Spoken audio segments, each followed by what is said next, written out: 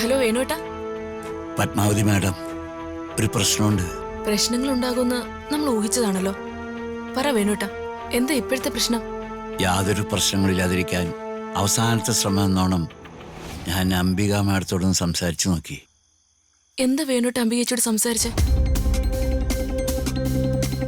അംബിക മാഡത്തിന് രാജുവിനോടൊപ്പം ജീവിക്കാനേ ഇഷ്ടമെന്ന് എനിക്ക് മനസ്സിലായപ്പോൾ ആ ആഗ്രഹം നടക്കട്ടെ എന്ന് തോന്നി.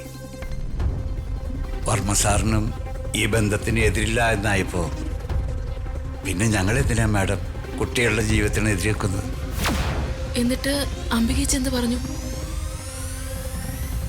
എടോ, തൻ്റെയൊക്കെ ഉള്ളിലിരിപ്പ് എന്താന്ന് ഈ അമ്പിയയ്ക്ക് നന്നായിട്ട് അറിയാം. ഇവിടെ നിന്ന് നിങ്ങളെല്ലാം വിചാരിക്കുന്നത് പോലെ പ്രതാപന്റെ കയ്യിൽ നിന്നും അവൻ ഉടവാള് വാങ്ങാൻ പോകുന്നില്ല. ഈ ചടങ്ങ് അംബിക മുടക്കൂന്ന് മാത്രമല്ല, രാജുവും ഋതികയും തമ്മിൽ വിവാഹം കഴിച്ചിട്ടില്ലെന്ന് ഞാൻ ഇവിടെ വച്ച് ഈ കാവിൽ വെച്ച് തെളിയിക്കും. എത്ര കേണപേക്ഷിച്ചിട്ടും അംബിക മാഡത്തിൻ്റെ മനസ്സലിഞ്ഞില്ല. രാജുവിൻ്റെ ഋതികയുടെയും വിവാഹം നടന്നിട്ടില്ലെന്ന് അംബിക മാഡം തെളിയിക്കുമെന്ന് എൻ്റെ മുഖത്ത് നോക്കി വെല്ലുവിളിച്ചു. അടുത്ത് വീണ് കിടക്കുന്ന കൈക്ക് ഉപ്പ് പോലും തേക്കാത്തവരെന്നൊരു പ്രയോഗമുണ്ട്. ആ പ്രയോഗത്തിന് ചേരുന്ന സ്വഭാവമുള്ള ഒരേ ഒരാളെ ഞാൻ എൻ്റെ ജീവിതത്തിൽ കണ്ടിട്ടുള്ളൂ. അത് അംബികേച്ചിയാണ്. വേണോട്ടൻ പേടിക്കണ്ട, ഞാൻ അങ്ങോട്ട് പുറപ്പെടുവോ. വേണോട്ടൻ ധൈര്യമായിട്ടിരിക്കും. അയ്യോ, മാഡം ഇവിടേക്ക് വരാൻ പോകണമെന്നോ? അത് വലിയ പ്രശ്നമാണ് മാഡം, അത് വലിയ പ്രശ്നമാവില്ലേ? വർമ്മ സാർ മാഡത്തെ നേരിക്കണ്ട.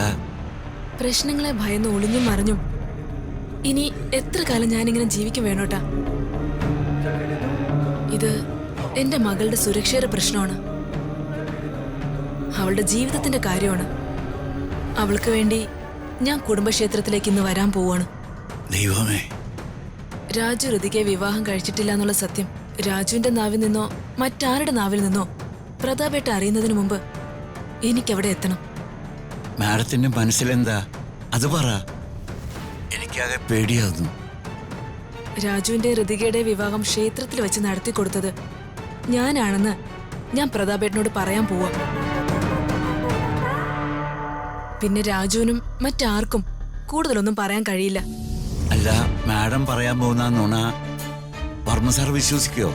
എന്റെ മകൾ അവളുടെ കഴുത്തിൽ രാജു താലി കെട്ടിയെന്ന് പറഞ്ഞ നുണ നിങ്ങൾ എല്ലാവരും വിശ്വസിച്ചില്ലേ? ഞാൻ പറയാൻ പോകുന്ന നുണയും എല്ലാവരും വിശ്വസിക്കും. ഞാൻ വിശ്വസിപ്പിക്കും. ഇത് ധർമ്മത്തിന് വേണ്ടിയുള്ള പോരാട്ടമാണ്. വിജയം നമുക്കായിരിക്കും വേണോട്ടാ.